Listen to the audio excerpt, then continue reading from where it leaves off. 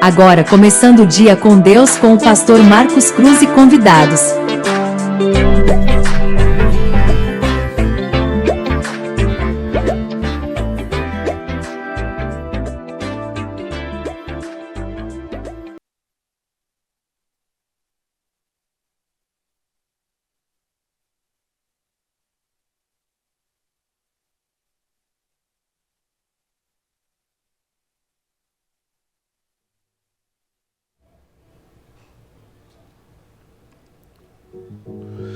Muito bom dia, povo de Deus!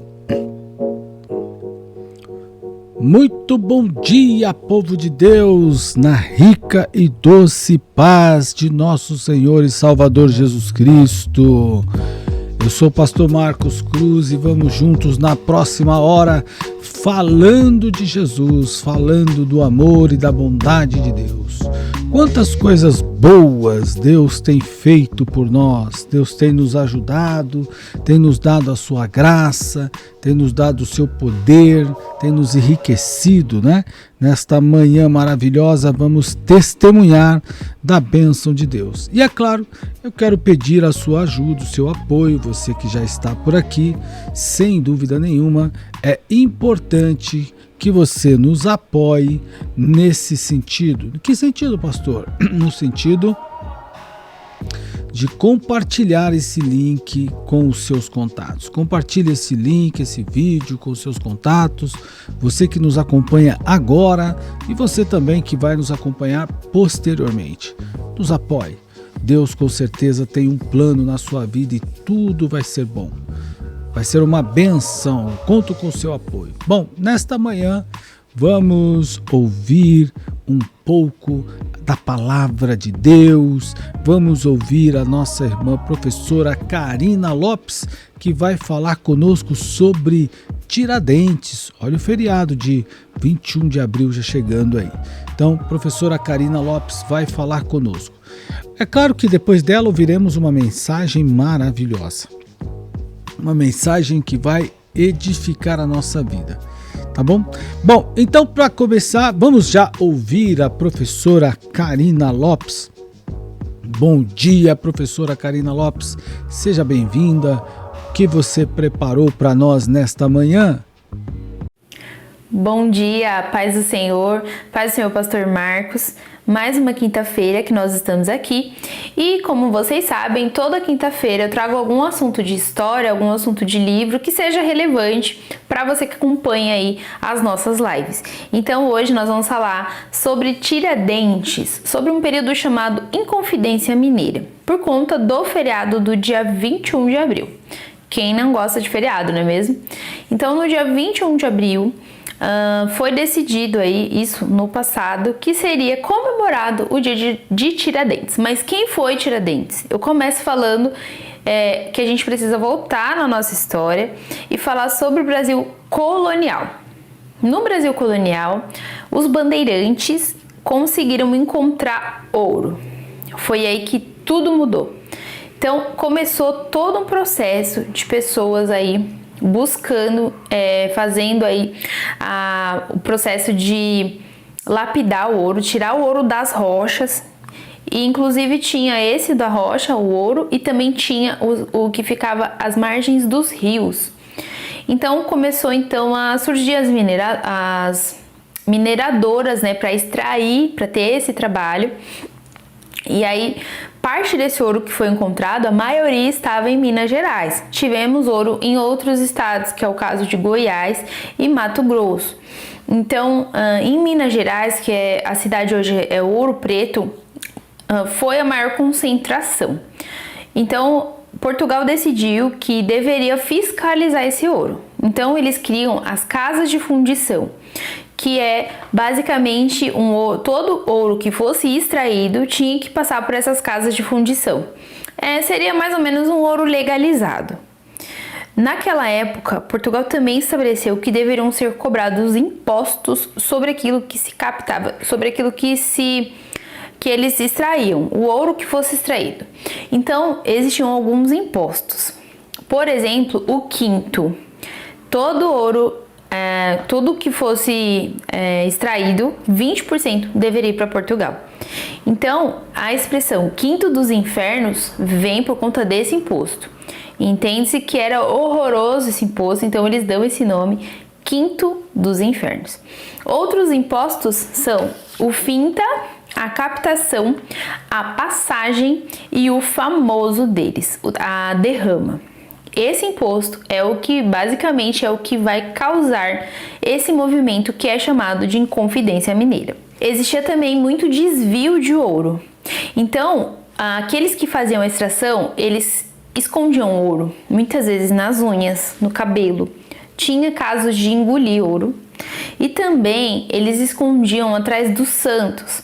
A expressão santo do pau oco vem desse momento, porque eles desviavam ouro dentro dos santos para não pagar os impostos.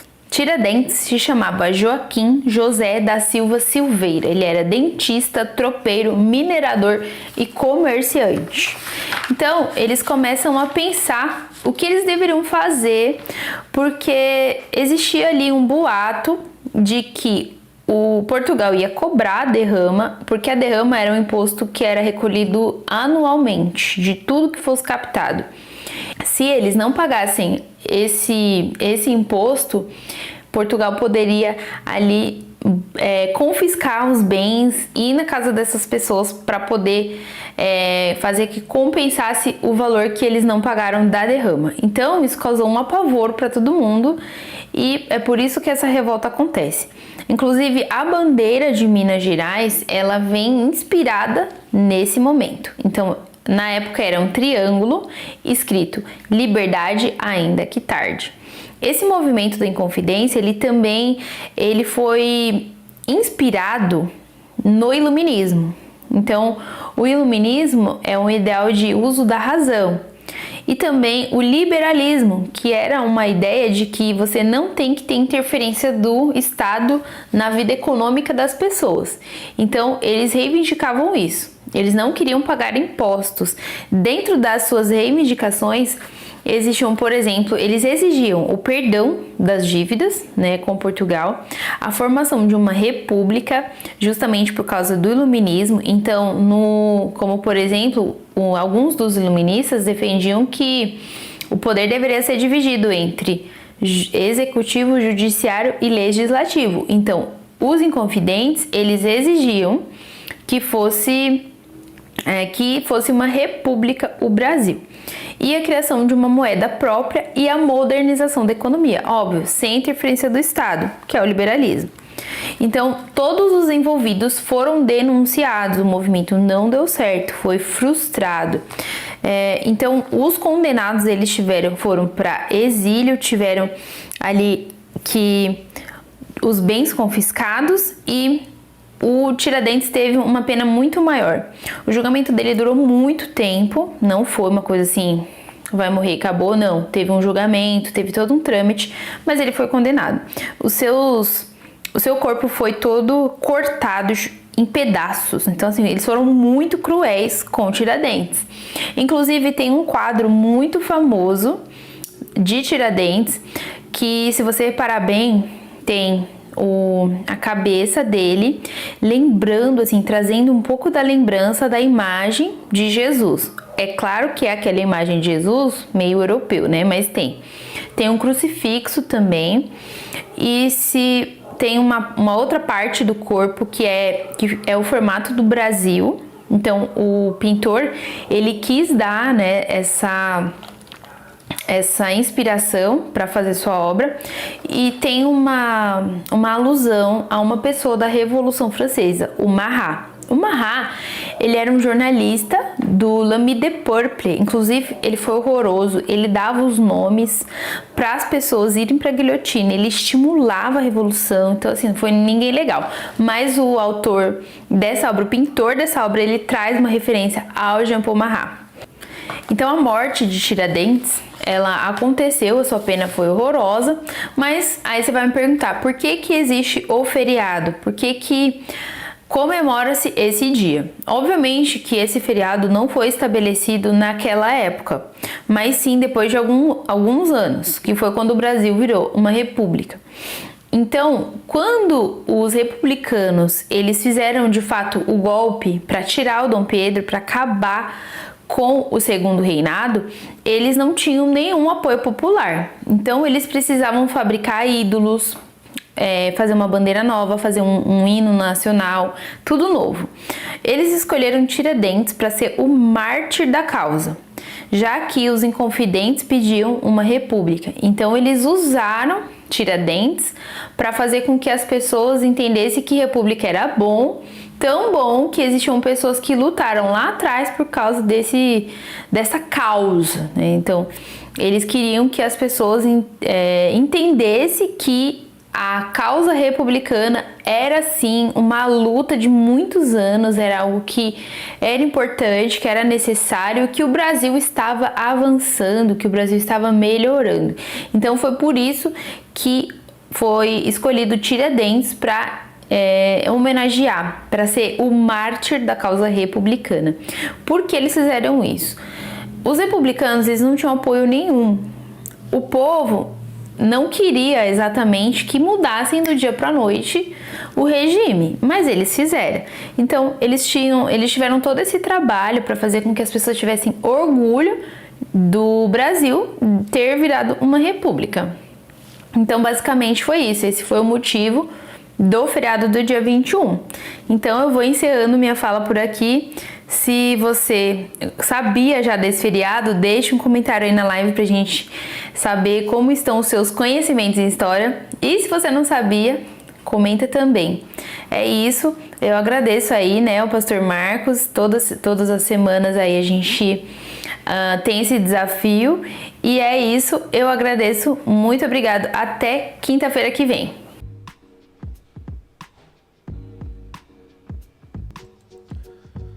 Muito bem, queridos, olha aí, já que ouvimos tivemos essa aula tão importante com a professora Karina, agora vamos meditar na palavra de Deus. Ouça a mensagem. Vamos ler Marcos 16, do versículo 9 ao 18, que diz, eu vou ler, vocês acompanhem. E Jesus, tendo ressuscitado na manhã do primeiro dia da semana, apareceu primeiramente a Maria Madalena, da qual tinha expulsado 7 demônios. E partindo ela, anunciou-o àqueles que tinham estado com ele, os quais estavam tristes e chorando. E ouvindo eles que Jesus vivia, que tinham sido vistos por ela, não o creram. E depois manifestou-se em outra forma a 2 deles que iam de caminho para o campo. E indo estes, anunciaram aos outros, mas nem ainda estes creram.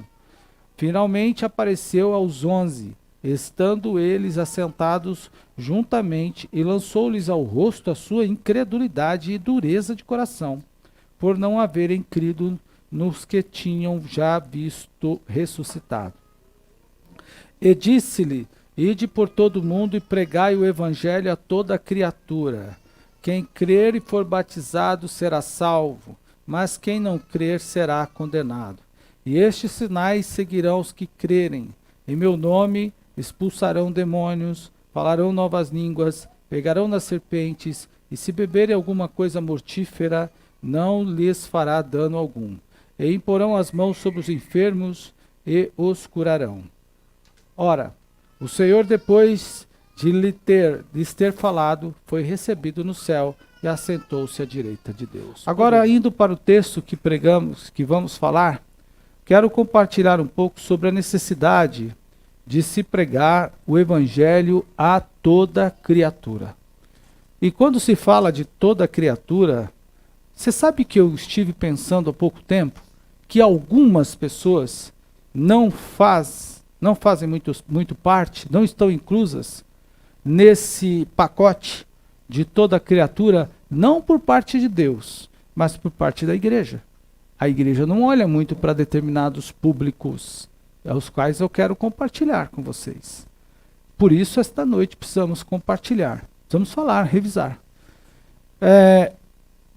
Antes disso, já eu chego lá, há uma necessidade, então, de preparo. Neste encontro, percebam que Jesus apareceu primeiro a um grupo de pessoas, esse grupo falou a outro grupo que não acreditou. Não é? Depois ele apareceu novamente a outro grupo que falou a outro grupo e o outro grupo não acreditou. Parece que há uma ruptura na crença ou na credulidade, vamos falar assim, no ato de crer, na segunda experiência, ou segunda geração, vamos dizer assim. Porque quem tem um encontro direto, creu. Quem não teve um encontro direto, mas teve um encontro a partir de teve uma notícia a partir de uma segunda pessoa, não creu.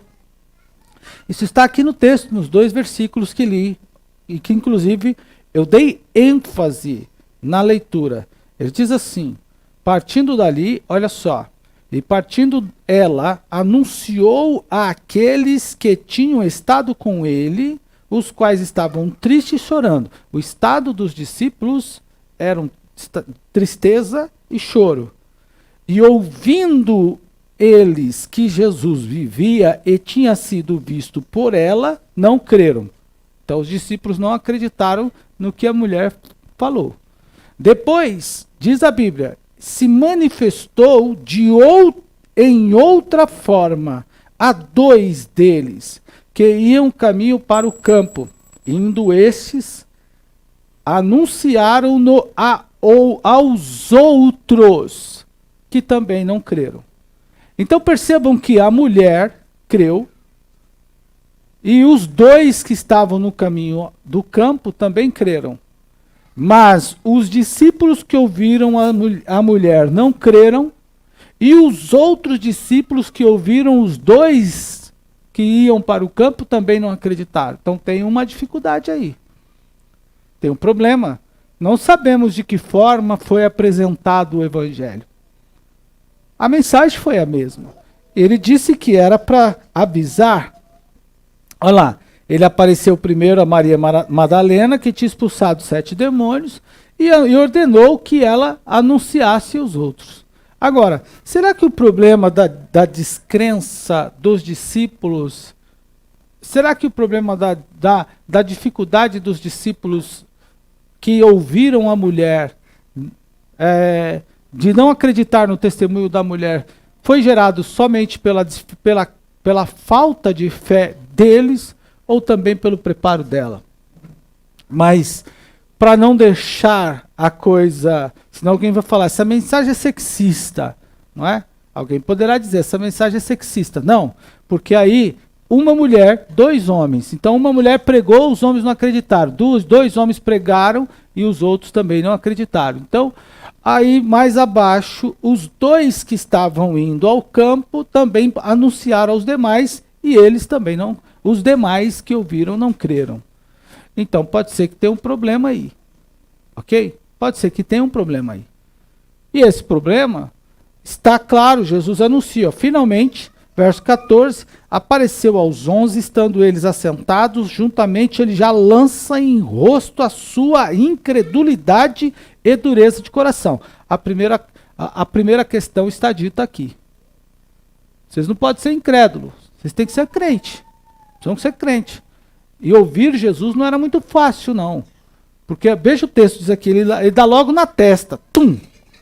Para de ser incrédulo, seu crente bully. Acredita, não é? Mais ou menos assim que ele fala. No entanto, ele lança a dureza de coração por não terem crido nos que já tinham visto ressuscitado, e aí ele dá o preparo. É impressionante a capacidade de Jesus fazer isso, por isso que o Augusto Cury fala que ele é a mente mais inteligente, né, e deixou o ateísmo para crer em Jesus por conta exatamente da capacidade administrativa e intelectual de Jesus. Porque ele deixa o problema da incredulidade de lado e já passa em seguida a fazer outras ações. O que Jesus faz? Jesus lança diante dos discípulos 3 pontos. Primeiro, ele entrega uma missão. Qual era a missão? Ide, portanto, ao todo mundo e pregai o evangelho. Essa missão é de toda a igreja. toda a igreja que está aqui, olhe para mim, do menor ao maior, tem o dever de pregar o evangelho. E o que é pregar o evangelho? Vamos diferenciar o que é pregar do que é ensinar. São coisas diferentes. Pregar é uma coisa, ensinar é outra. Lá em Mateus capítulo 28, ele diz assim: ide, portanto, e ensinai. Fazei discípulos, ensinando e batizando em nome do Pai, do Filho e do Espírito Santo. Pregar é diferente de ensinar. Quando eu prego, eu anuncio a salvação por meio de Cristo. Eu falo do sacrifício que Cristo fez por nós para nos salvar. Isso é pregação. Eu apresento a salvação que Jesus nos dá para qualquer pessoa. Isso é pregação. Pregar é anunciar a salvação a todas as pessoas. E esse dever não é só do pastor. Esse dever é da igreja. Ele entregou isso à igreja. Do púlpito à porta, todos aqui têm o dever de fazer isso, de falar de Jesus, de anunciar a salvação. Com vergonha ou sem vergonha. Mas esse é o dever de todos. Essa é a missão que nós temos que fazer. Eu não vou entrar no mérito do erro dos judeus, mas essa missão foi entregue aos judeus também. E eles não fizeram errado. Eles deixaram de fazer. O judaísmo não é missionário. Olhe para mim. Judaísmo não é missionário. Não tem judaísmo missionário. Judaísmo não convida você. Você não é convidado a se tornar um judeu. Você é que bate na porta se quiser ser. Entende? Era para eles serem missionários, não foram. Deus escolheu um povo, entregou a eles a palavra, entregou a eles a missão de aproximar o povo de Deus, mas eles não fizeram isso. Eles negaram isso. Jesus, então, mostrou a missão e deu à igreja. Então, todos aqui que acreditam em Jesus têm o dever de anunciar o evangelho, de falar da salvação. Falar a quem? Falar para quem? Daqui a pouco nós vamos entrar nesse campo do falar a quem. Primeiro, ele fala sobre a missão. Qual é a missão? Pregar o evangelho. Segundo, ele fala da extensão. Qual é a extensão da nossa missão? A todo mundo. A todo mundo. Ide, portanto, a todo mundo. Então, em qualquer parte do mundo, temos o dever de anunciar. Aqui em São Paulo, nos Estados Unidos, lá no Butão. Ah, pastor, vocês nunca viram falar que tem um país chamado Botão, né? Ou é Butão, é Botão. Butão. Lá no Butão. Tem um país chamado Butão. E olha, um pastor brasileiro chamado José Satiro dos Santos estava na escola dominical, como ele testemunhou, e Deus chamou ele. E disse assim: vai para a Colômbia, você vai ser um missionário lá. E ele foi para a Colômbia. E lá enfrentou as guerrilhas, o tráfico, estabeleceu uma igreja em Calcutá, né? Acho que é isso mesmo. Calcutá ou é Bogotá? Aí estabeleceu a igreja naquela região e ali Deus começou a expandir o trabalho do pastor José Satiro. Hoje, o pastor José Satiro, quando ele contou esse testemunho, ele tinha cerca de 50 igrejas, templo construído lá no Butão, naquelas regiões mais baixas. Existem lugares que a gente nem imagina que se alguém pode ir. Existem igrejas no Afeganistão. Existem igrejas na China. Eu li uma matéria esses dias no programa Começando um Dia com Deus, programa de manhã, sobre o número de pessoas e de Bíblias que estão sendo, pessoas que estão alcançando a Bíblia na China. Por mais que o governo chinês está impedindo a população de ter Bíblia, os crentes estão mandando Bíblias e está aparecendo Bíblia em todos os lugares. As crianças estão lendo mais a Bíblia, jovens estão lendo mais a Bíblia. Eu li no missionário, se eu não me engano, Luiz Esquiriró, não me lembro quem foi, eu não me lembro qual deles, contou-nos que uma pessoa estava evangelizando. Irmãos, aqui temos a Bíblia de capa amarela, vermelha, rosa, de estudo, sem estudo, Bíblia da mulher, do homem, da família, Bíblia da criança, Bíblia do bebê, Bíblia... A gente tem tanta Bíblia que esquece até a Bíblia. Não é? Aí, num desses países que eu estou falando, em que, por exemplo, na Coreia do Norte, uma criança de 2 anos de idade, em 2016, foi condenada à prisão perpétua porque o pai dela tinha uma Bíblia. O que é condenar uma criança de 2 anos de idade à prisão perpétua? Porque o pai dela tinha uma Bíblia. Então, nesses lugares, como conta o irmão André, que eu recomendo que vocês leiam, a Bíblia só entra por contrabando. Por isso que ele recebeu o apelido de contrabandista de Deus. Porque ele contrabandeava Bíblias. Era esse o apelido do irmão André, que faleceu há pouco tempo. Quem não conhece pode ler a história do irmão André, do Portas Abertas, inclusive.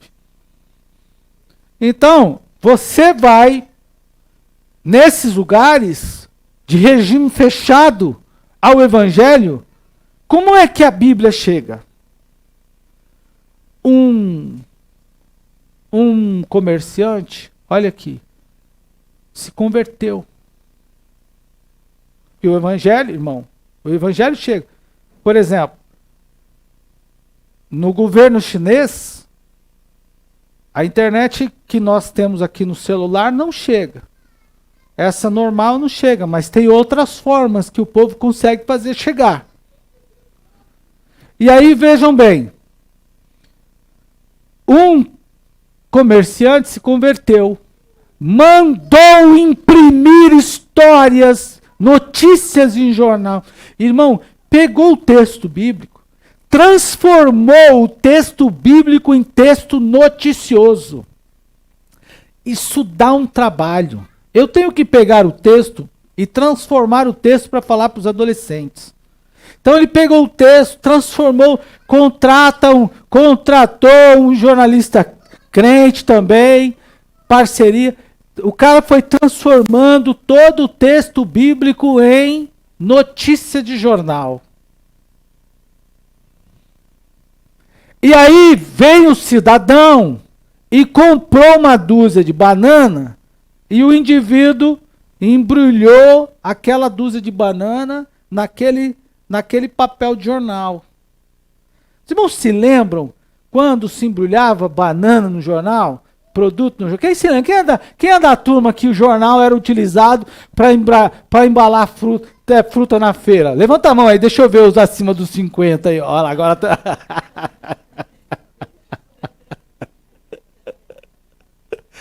Eu também sou, viu? Mas era assim, não era? Era assim. Aí, hoje tem lá uma sacolinha e tal. O indivíduo que comprou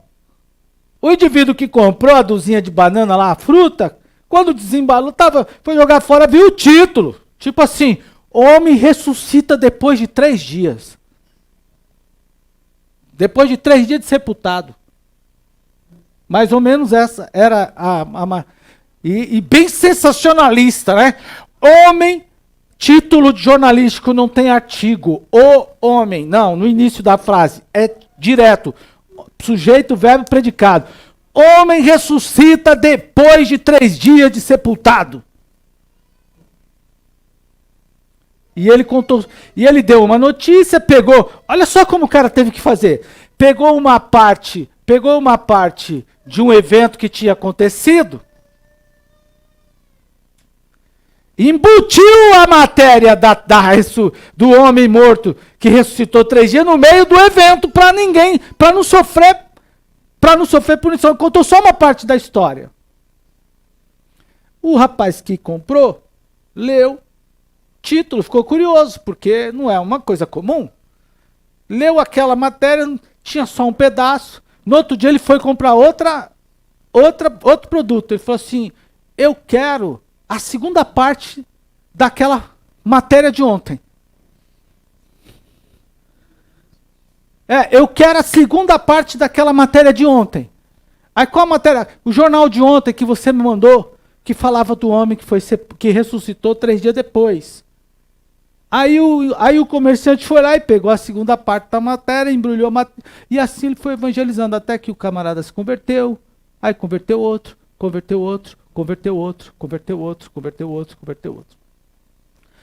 Aqui nós conseguimos. É fácil hoje pregar o evangelho. É fácil falar da fé. Mas tem lugares que não. A extensão não é só aqui, não é só a nossa casa. É o mundo todo.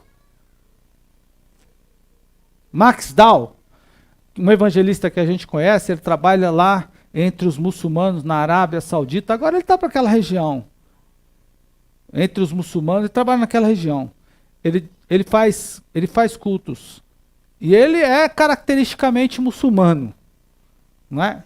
E para transitar bem, ele se veste de vez em quando como os extremistas. E ele já disse-nos que passou por situações, ele contando, e contou isso, por exemplo, lá numa reunião do Belenzinho, dizendo que o indivíduo coloca o fuzil na cabeça dele, você não fala que Jesus cura, se Jesus não curar, você que morre. Jesus não curar meu filho, é você que morre. Ele está lá fazendo campanhas lá, para aquela região. Tem que pregar um evangelho todo. Então a gente tem que entrar todas as partes. Mas eu não vou dar ênfase a esse público, como eu já falei, embora mencionei. Mas eu quero falar sobre o terceiro, a toda criatura. Repita comigo, a toda criatura. No início da minha pregação, eu disse que tem um público que não está no contexto da igreja. E qual é este público? Os especiais. Os especiais não estão no contexto da igreja. De toda a igreja, não. Não estão. E eu vou dizer por que não. O especial só entra no contexto da igreja local quando começa a nascer crianças especiais na igreja. Mas geralmente eles não estão. O IBGE publicou, veja só, o IBGE publicou uma matéria em 7 de julho de 2023 e atualizou em 8/9/2023, às 15h32, dizendo que o Brasil tem 18,6 milhões de pessoas com deficiências. Brasil tem 18,6 milhões de pessoas com deficiência, indica o IBGE. Onde eles estão? Onde estão os especiais? Por que a gente não ganha especial para Jesus? Nós fazemos culto, a coisa mais linda do mundo, a igreja está linda, irmão. Está bonita, a igreja arruma, feita, a gente faz. Eu estou falando de igreja no geral. Nós temos um especial aqui na igreja. E ele é o articulador do jogo aqui. Ele já passou uma agenda para mim aqui até junho de 2050 com quem ele vai cantar, tá? Já passou uma agenda aqui que vai cantar em junho, ó, dia do pastor, vou cantar dia 2 de junho com não sei com quem, dia 3 eu vou cantar com a irmã Nilda, dia 5 eu vou cantar com o senhor, dia 12 eu vou cantar não sei com quem, com não sei com quem, já articulou todo mundo. Já passou uma agenda, acho que é com o senhor, né? Com você, já passou agenda com todo mundo aí. Olha aqui para mim, onde estão os especiais? Por que a gente não vê os especiais na igreja? Vê, muito raro. O evangelho será que é só para gente que não tem nenhum problema, nenhuma deficiência nesse sentido? Ou, como eu comecei a pregação, lembra que eu falei que a incredulidade pode ser gerada por uma falta de competência? Competência, capacidade nesse sentido. Na arte de falar. Será? Quando a gente começa a visualizar, irmãos, o número de crianças com autismo cresce. O número de crianças com IDH cresce. O número de crianças com qualquer tipo de distúrbio cresce. Mas cadê a igreja que não... Onde estão essas crianças? E elas são diferentes, né? No sentido, elas têm as suas particularidades nesse quesito. Mas a gente faz o quê? Tem uma criança com síndrome de Down, que eu estou evangelizando, ela faz tempo, ela dá língua para mim. Ela dá língua, ela passa lá passa lá junto do paizinho dela, que já está de idade, é muita idade. Eu falo, vamos para a igreja. Aí eu falo, vamos para a igreja. Lá você vai tomar um café com a gente, gostoso. Aí ele olha, já é um homem. Estou falando de um homem de quase 30 anos já. Podemos lembrar 2 casos que tivemos aqui na igreja. Me permita mexer a memória aí do irmão Michel. Mas quem se lembra da Denise? Falamos de Jesus para ela aqui. Tem fotos dela aqui, neste púlpito, tomando aula de escola dominical. Lembro do Giovanni, que também temos foto dele aqui neste templo. Mas e os demais? Por que não estão no nosso plano? Será que é porque dá muita mão de obra?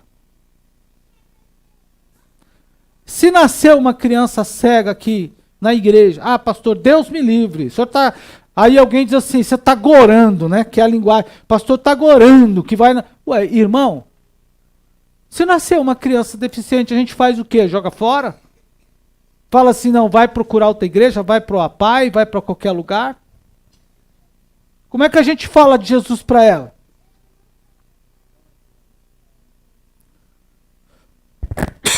Ou então vamos colocar na placa assim, na porta da igreja, não pregamos para especiais. Tem muita gente aqui que vai casar, que vai ter filhos.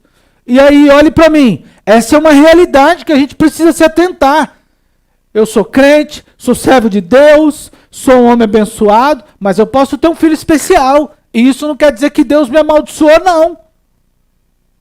E se eu tiver uma criança especial, eu vou fazer o que com ela? Joga ela fora? Eu não falo de Jesus para ela, não tem música para ela, não tem ninguém que prega, não tem ninguém que canta, não tem ninguém que ensina a Bíblia. Ela precisa passar pelo mesmo processo. Ela precisa ouvir o evangelho, depois ser ensinada e depois batizada. E discipulada. Porque ela vai ganhar almas.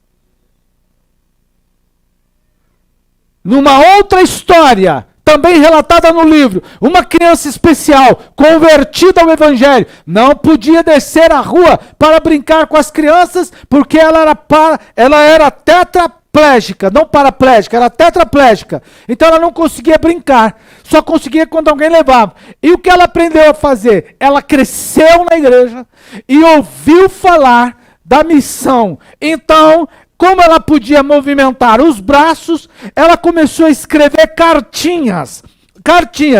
Aceite a Jesus, entregue a Jesus a sua vida. Fazia aviãozinho e jogava da janela de sua casa para as crianças que estavam lá. Então as crianças começaram a trocar aviãozinho, até que começaram a abrir. E quando começaram a abrir os aviãozinhos de história. E ela ela criou história. E nas histórias ela falava de Jesus e levou pessoas a Cristo. Eles trabalham e a gente precisa ter atenção. Cresce o número. E onde?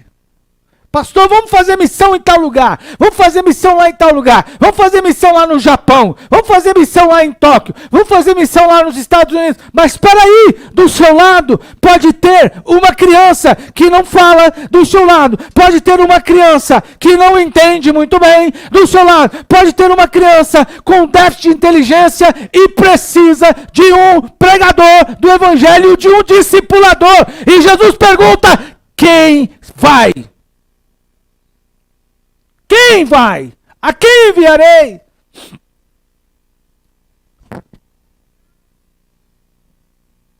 Isso é um tema de pensar. A gente tem que refletir sobre isso, irmão.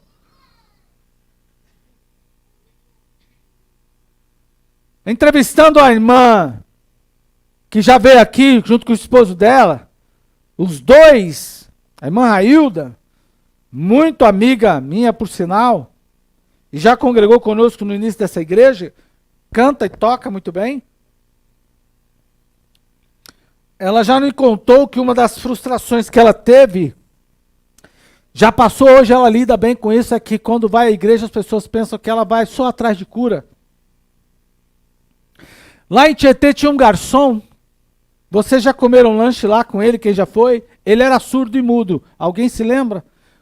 Nós fomos lá, tinha um garçom que ele era surdo e mudo. Então, perguntava para ele assim: você quer que eu ore por você? Se eu orar, Deus pode curar você. Você quer ser curado? Ele dizia não. Você quer continuar surdo e mudo? Ele disse sim. E ele trabalhava muito, agora eu não sei em que lugar que ele está.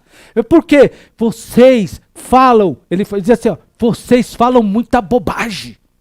Eu não quero ouvir.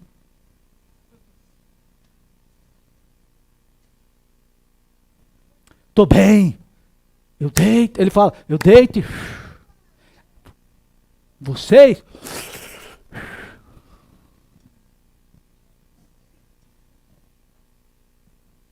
O cara trabalha, viu? Mas eu quero falar de Jesus para você, então fala. Aí tem que ter a turma do Libras. Cadê a turma do Libras? Nós estamos transmitindo o culto pela internet, neste momento, mas tinha que ter alguém interpretando Libras. A nossa irmã da Libras foi embora. Cadê o outro?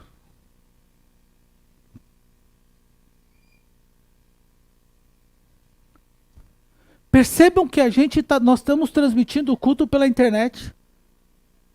Mas se tiver alguém surdo, tudo bem, ele pode ler, porque o Vitor tem aí o dispositivo de legenda, né? Mas e se não tiver? E se o cara não sabe ler?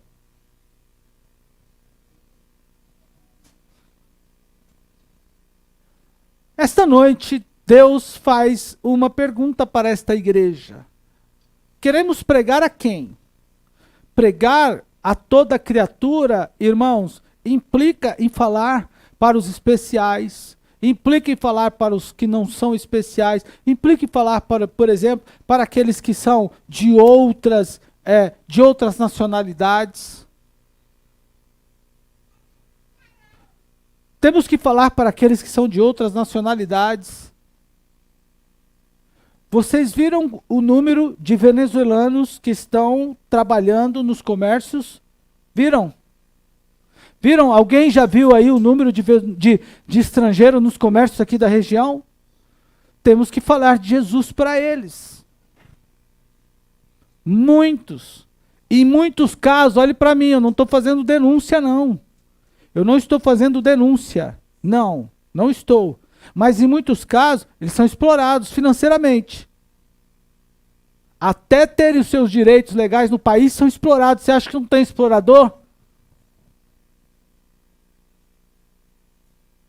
E aonde? E quem é o crente que vai então anunciar o evangelho para essas pessoas? Porque a Bíblia nos diz, nos orienta a falar também aos estrangeiros. Estamos estudando Jeremias, lá na teologia, e Jeremias deu uma missão clara aos habitantes de Judá. Não esqueçam dos estrangeiros. Vocês precisam ter o olhar para os estrangeiros. Esta igreja precisa ser missionária. Esta igreja precisa pregar para crianças, precisa pregar para adultos, precisa pregar para estrangeiros, precisa pregar para especiais. Essa igreja precisa avançar para todos esses cantos, para todas essas áreas. Ela precisa entrar, irmãos, nos convívios. Entrar e pregar. Precisa entrar e precisa pregar.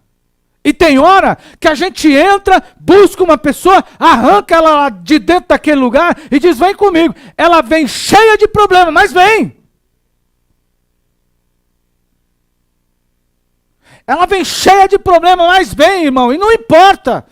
Quem purifica, quem santifica, quem salva, quem transforma, não é a igreja, é Cristo.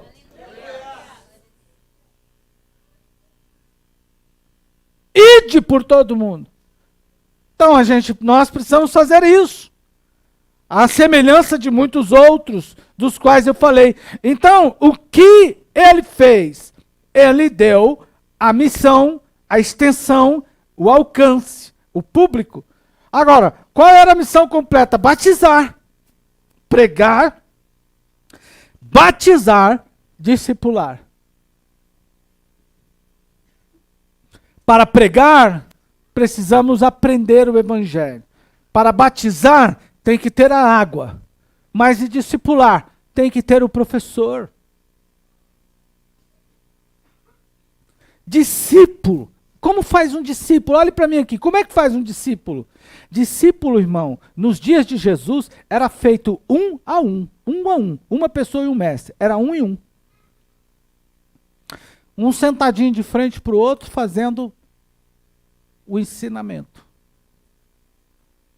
A igreja precisa discipular. Daqui um dia vamos ter batismo. Já tem uma turma aí se preparando para ser batizado.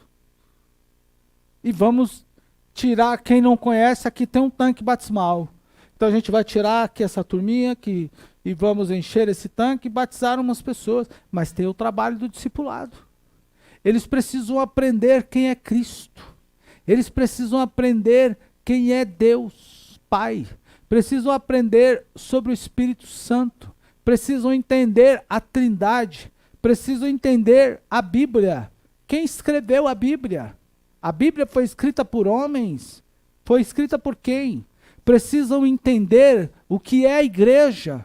O que é a igreja no sentido místico. O que é a igreja no sentido físico.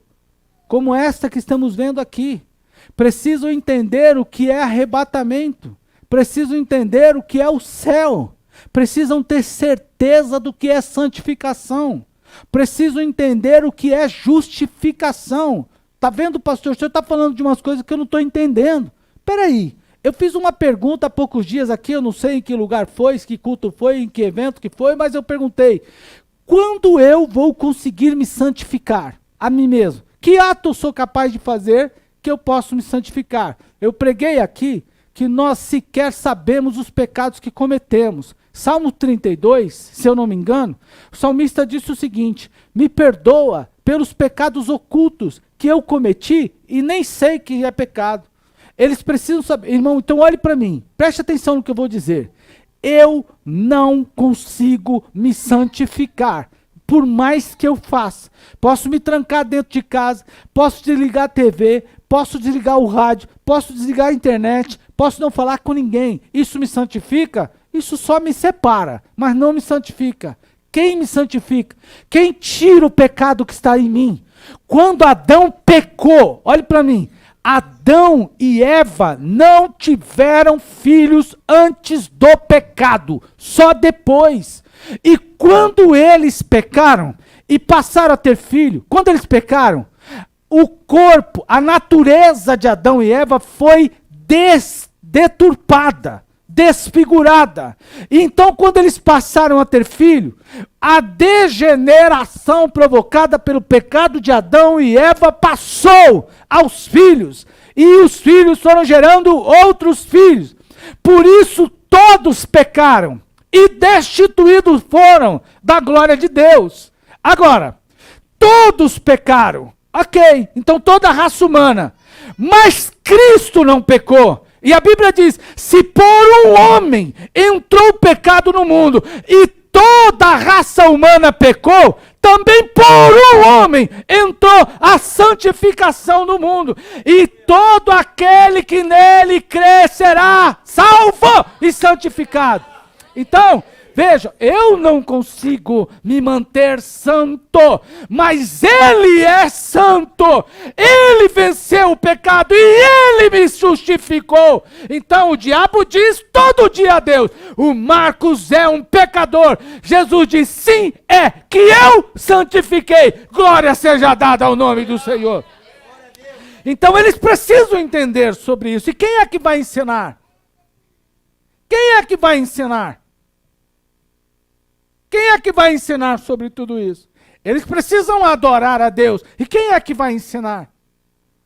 Portanto, irmão, esse é o dever da igreja. Anunciar a todos os povos o que significa, por exemplo, que Jesus veio fazer. O que Jesus quer e para onde iremos.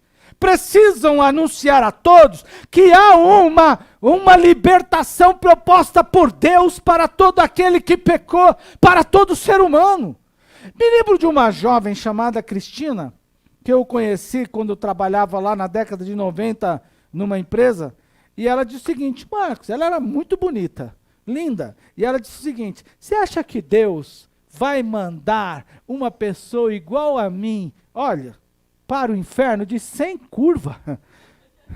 Vai direitinho, assim, ó, sem curva, vai cair direitinho. Irmão, não é beleza que leva o homem para o céu. Não é dinheiro que leva. Quanto custa a minha passagem para o céu? Não é nome, não é fama, não é grandeza, não é estatura, não é corpo, não é estética, não é nada disso que leva o homem para o céu. Mas o que leva? Jesus deixou claro. Ele não disse, eu sou um caminho. Ele disse, eu sou o caminho, a verdade é a vida. Ninguém vem ao Pai se não for por mim. O caminho para a salvação é Cristo. Aleluia! Você pode levantar a mão e dar glória ao Senhor. É um apelo esta noite que Deus faz. É um apelo que Deus faz à igreja. Mas aqui tem um povo inteligente. Nós podemos falar, ouvir, pensar, fazermos tudo. Somos livres, não somos? Pegamos o nosso carro, olhe para mim, pegamos o nosso carro. Há poucos dias fiz uma pergunta a uma pessoa que ela ficou desconcertada, não soube como responder. E disse assim, eu estou desgostoso da vida, tenho vontade de morrer. Eu falei, é? Por quê? Porque isso eu não estou conseguindo fazer, isso aqui também não estou conseguindo fazer. Então eu perguntei, qual a sua idade? Ele disse a idade. Falei, quanto trabalho você teve? Tanto. Trabalhou quantos anos? Tanto. Quantos carros comprou? Tanto. Ganhou quanto de dinheiro? Tanto. Está aposentado? Estou. Ganha quanto? Se casou? Casei. Teve quantos filhos? Tive tantos. Quantas coisas você fez mesmo, então, nesse sentido? Conheceu pessoas? Conheci. Me cite 10 pessoas, por exemplo. Pode pegar seu telefone, pode fazer uma ligação para A, para B, para C. Se agora quiser ir para algum lugar, você pode ir? Posso. Posso pegar posso ir para aqui, posso ir para ali, posso ir para colar, posso ir para lá, posso ir para colar? Pode. Se conhecer uma pessoa hoje, pode se casar? Posso. Pode dizer não para outra? Posso. Pode fazer qualquer tipo de negócio nesse sentido? Posso. Eu falei, muito bem. Você está desgostoso porque não consegue fazer, mas já fez muitas coisas e pode fazer outras, não é? Já fez muitas coisas e pode fazer outras. Agora me responda uma questão. Tem gente que nunca vai dirigir um carro. Tem gente que nunca vai se casar.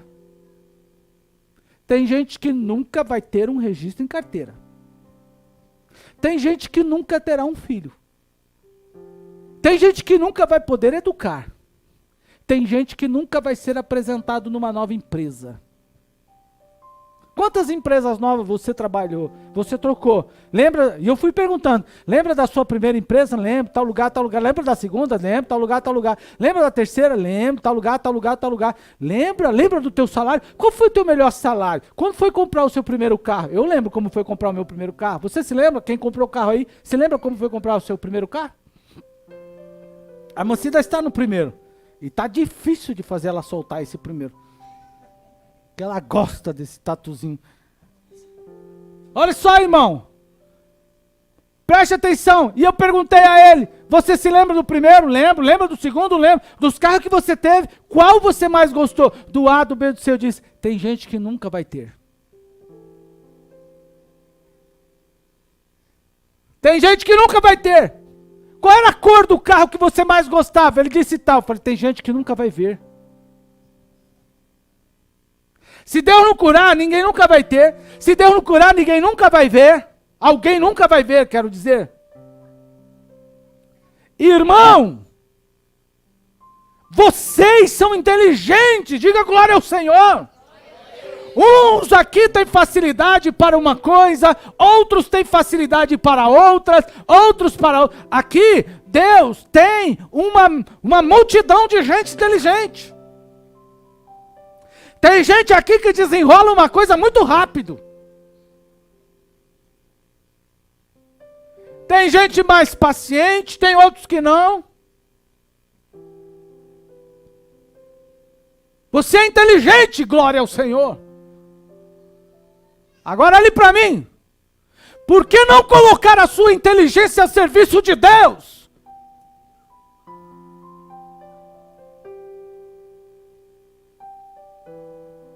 Por que não colocar a sua competência, o seu know-how a serviço de Deus? Pastor, o que é know-how? É o seu conhecimento, é aquilo que você foi buscar lá na universidade. Por que não pôr a sua expertise a serviço de Deus? Por exemplo, pastor, o que é expertise? A minha experiência. Eu não sou pedreiro, mas eu sei muito bem como é entortar um prego numa barra de sabão. Eu faço isso muito bem. Toda vez que eu vou bater um prego na barra de sabão, eu entorto ele. Entorto o prego. Olhe para mim. Por que você não coloca a sua expertise a serviço de Deus? A sua experiência.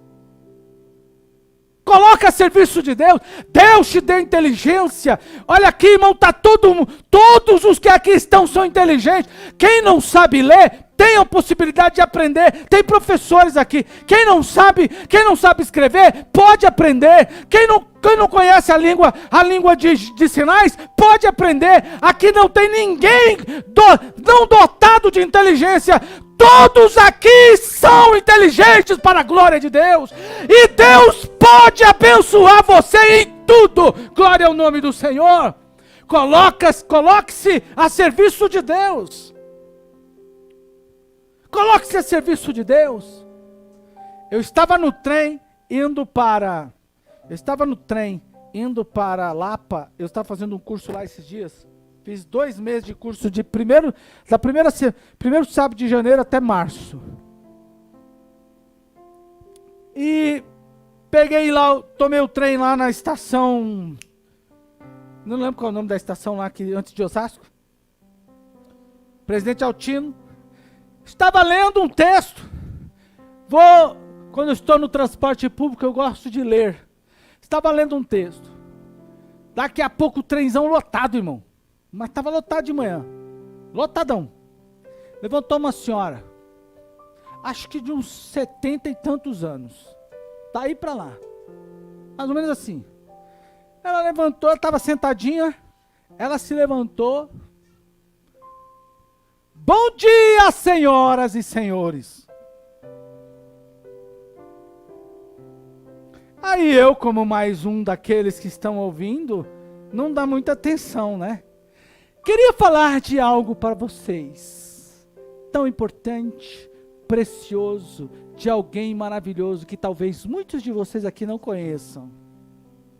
Aí eu parei e fechei meu livro, né? Falei, vamos ver o que ela vai falar. Irmão, essa mulher trouxe um sermão lindo, maravilhoso naquela manhã, sobre o amor de Deus para aquele público. Não deu tempo de eu ver o resto, porque chegou a estação da Lapa, eu tive que descer. Mas eu quase que aceitei Jesus, e foi agora de novo. Olha que habilidade. Não é bom? Alguém poderá dizer assim, mas que bobagem fazer isso, irmão. Certamente, alguém como eu, não esqueceu a pregação daquela mulher, que eu estou trazendo aqui agora para vocês. Você é inteligente, você pode dizer amém? Precisamos avançar na evangelização. Nesta mesma hora, tem o pastor pregando lá no Mato Grosso. Pastor Ricardo está pregando lá no Mato Grosso, está falando de Jesus, e ele conta com o carnê do pezinho que você tem. Qual é o tamanho do seu sapato? Se você calça 35, R$3,50, pega o envelope agora e coloca lá.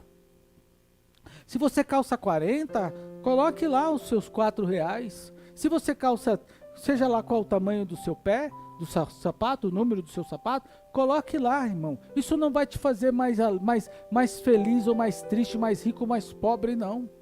Mas com certeza vai ajudar o pastor que está lá pregando. O pastor que está conosco também, lá, que a gente está enviando uma ofertinha para ele, lá no Moçambique, irmão, que mora numa situação horrorosa, terrível, está lá falando de Jesus, enfrentando os piores desafios. O outro pastor a quem nós estamos ensinando, os outros dois, também estão. Essa semana mesmo ele mandou uma foto, uma imagem. O Jonatas deve ter visto, né? Tá lá no grupo, nasceu um caroço enorme aqui, operou, tirou aqui quase uma carne enorme daqui. Ele falou, olha pastor, estou desde segunda-feira visitando os hospitais, mas mandou uma imagem do hospital, mas graças a Deus tiraram isso daqui de mim, o caroço. Eu tenho ele aqui, poderia mandar aqui para vocês, mas mesmo assim pregando o evangelho, anunciando a Jesus. E hoje eu tenho um desafio para nós, para todos que aqui estão. Vamos então avançar no processo de evangelização? Se Jesus estivesse aqui perguntando, quem vai atender ao meu chamado de ir a todo canto, a todo mundo e pregar o evangelho a toda criatura? Quem poderia dizer? Quem diria eu vou? Quem diria conte comigo, Jesus? Quem disser eu não vou porque tenho medo de demônio, Jesus falou, não se preocupe, no meu nome expulsarão os demônios. Quem disser eu não vou porque eu não sei, por exemplo, eu não tenho dons para falar em outras línguas, Jesus diz, não se preocupe, no meu nome você vai falar outras línguas. Pastor, mas eu tenho medo de serpentes, e agora, o que eu vou fazer? Em meu nome, disse Jesus, pegarão nas serpentes. Não quer dizer que você vai fazer o culto de serpentes, não, irmão. Lá na cidade que eu fui pregar, no estado do... qual foi esse estado? Foi no estado do Paraná, não me lembro qual o nome da cidade, estava pregando, irmão, aí fomos dormir à noite, na casa de madeira, e de repente você olha de ladinho, aquela bitela daquela aranha descendo pela parede. Meu Jesus, agora perdoa meus pecados, porque ela vai pular em mim, vai me matar. Se eu cometi algum erro, quero ir para o céu. Irmão, olhe para mim, Deus vai te livrar de tudo. As pessoas vão te amaldiçoar, vão espraguejar você, vão criticar você, não se preocupe, Deus vai te livrar de tudo. Você crê nisso? Diga glória ao Senhor. Aleluia. Pastor, eu tenho medo. E se eu comer ou se eu beber alguma coisa mortífera? Tanta coisa que eu já comi, irmão, que eu nem sei se era boa. E o que não era bom foi bom. Não importa. O que importa, irmão, é que com ação de graça, tudo que eu como, Deus dá vitória. Olhe para mim. As pessoas têm medo. Eu não vou comer isso, eu não vou comer aquilo, eu não vou comer aquilo outro. Olha num lugar, vou comer aquilo, irmão. O apóstolo Paulo pergunta o que é o ídolo. Ídolo nada é. Paulo disse o que é o ídolo, ídolo nada é. E um alimento sacrificado ao ídolo é o quê? Se o ídolo não é nada, o alimento sacrificado ao ídolo é o quê? Nada também. Agora, o que escandaliza não é o alimento sacrificado ao ídolo, é o irmão que tem medo. Mas não importa, irmão. A comida, a pessoa pode ter feito isso, pode ter feito aquilo, pode ter feito aquilo outro, pode ter macumbado, pode ter feito o que quiser, não importa. O apóstolo Paulo diz que com ação de graça tudo é bem-vindo para a glória do nome do Senhor. Você vai comer, você vai viver, você vai ter saúde, você pode ter glória ao nome do Senhor. Fecha os olhos e come. Eu fui à casa de uma pessoa, o irmão falou assim, vamos fazer uma visita aqui, pastor, mas fecha os olhos, fecha o olho, entra, fecha o olho, e o cara vai botar café, era só ele e a filha, e o cara vai colocar café no copo. Irmão, a filha, paraplégica, na cama, quase 40 anos, só um idoso e uma mulher. A coisa mais horrorosa do mundo que você pode imaginar. Olhei no fogão, aquela coisa toda suja, aquela comida de 355 anos, e aquele bule, aquele copo preto, aquela coisa, irmão, sujo. Quando eu falo preto, falo de sujo, nesse sentido, tá bom? Aí, irmão, aquela coisa mais estranha, e então o sujeito veio, nossa, que bom, o pastor tá aqui, que alegria, deixa eu passar um cafezinho. Pegou o copo, jogou no mesmo coador, que já tava lá a vida toda, passou aquele, toma, pastor, um cafezinho, e eu disse, glória a Deus, e agora?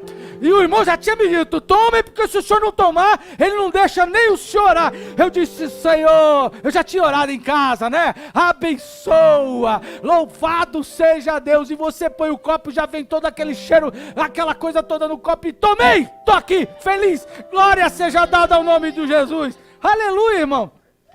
Mas falei do evangelho para ele e disse, olha, Deus ama sua filha, Deus tem um plano na sua filha, Ele tem poder, Ele pode restaurar a vida da sua filha. Olha, eu estou vendo os irmãos aqui, estão se limpando, é assim mesmo, irmão, deixa. E o irmão falou esses dias para mim lá, quando o senhor vier aqui na África, o senhor vai comer isso aqui, e ele mostrou o prato para mim, aquelas coisas andando no prato, o senhor vai comer isso aqui, pastor. A irmã Cida falou assim, eu não vou, irmão,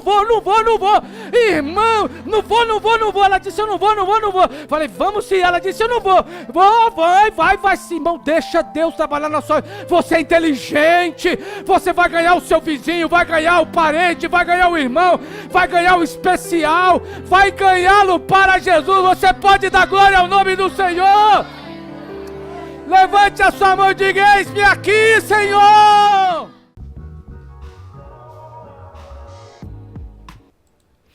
Agora vamos orar.